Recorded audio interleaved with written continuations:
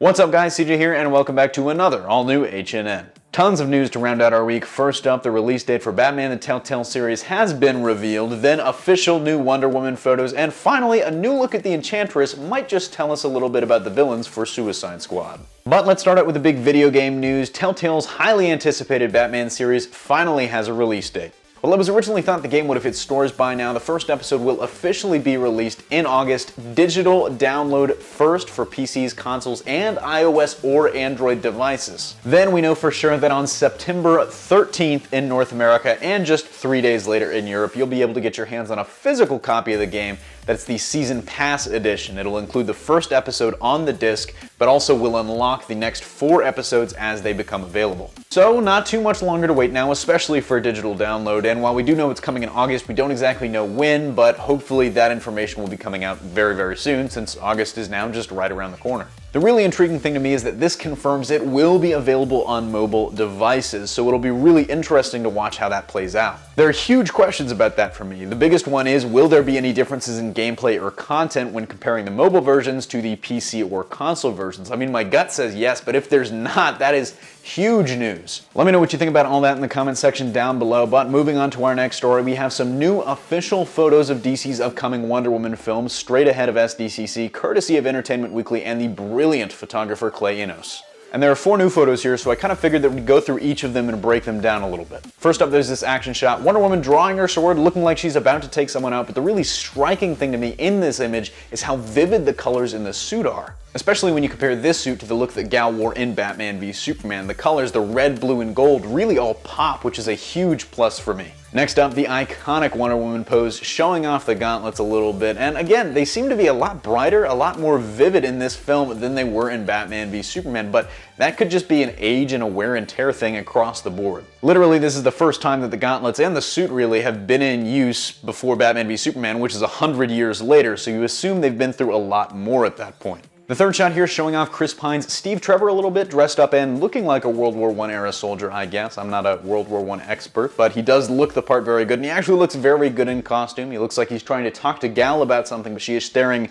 determinedly off in the distance. And I'm not really sure, what else there is to break down about this shot, but it's a good look. I like the costume design. And finally, in this last shot, what seems to be a battlefield by the look of the torn-up landscape as director Patty Jenkins coaches up Gal a little bit. The interesting thing to me here is that this is not the shield that she's using in Batman v Superman. Like, this isn't an age and battle wear situation. This is a completely different shield. And there's a part of me that's wondering, are we gonna get an explanation about that? And there's another part of me that's like, no, they're just gonna run right over it. So, comment question of the day, which one of these shots is your favorite? Personally, I'm loving all of them. I mean, that's a cheap answer, but Gal's Diana has really grown on me, and I didn't think I was gonna like her when she was cast, but she was really one of the highlights of BVS, and now what we're seeing from this movie, especially the vividness of the suit, I'm more excited for this film than ever, and hopefully the trailer that we might get at SDCC only kind of compounds that. On to our last story of the day. There's been a ton of talk about Suicide Squad's villain this week.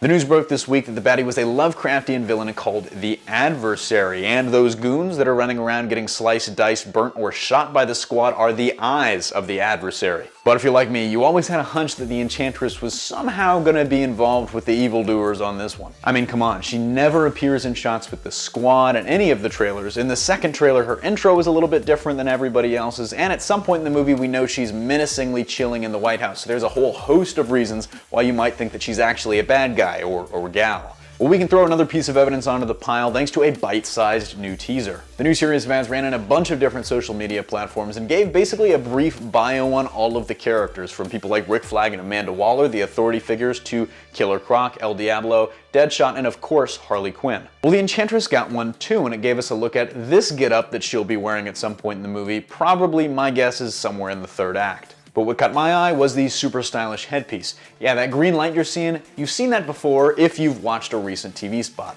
In the spot released just 4 days ago promoting advanced ticket sales, we get a look at someone that can really only be the Adversary in my opinion, flying around and shooting Cthulhu tentacles out of his hand, but where his head should be is that same green light. So there's definitely a connection there in my opinion, whether the Enchantress is actually being controlled by the adversary or just working with him. But anyways, I might make a separate video kind of going into more detail on this, so let me know down below if that's something you might be interested in watching. But that brings us to the end of this HNN and this week. Thanks for watching. Don't forget to smash that like if you like what you saw, subscribe for more great content every single day, and consider supporting us on Patreon for access to all sorts of exclusive goodies, like every Comic Book Versus episode from Season 5 available 11 days early. Signing off, this is CJ, and I'll see you next time.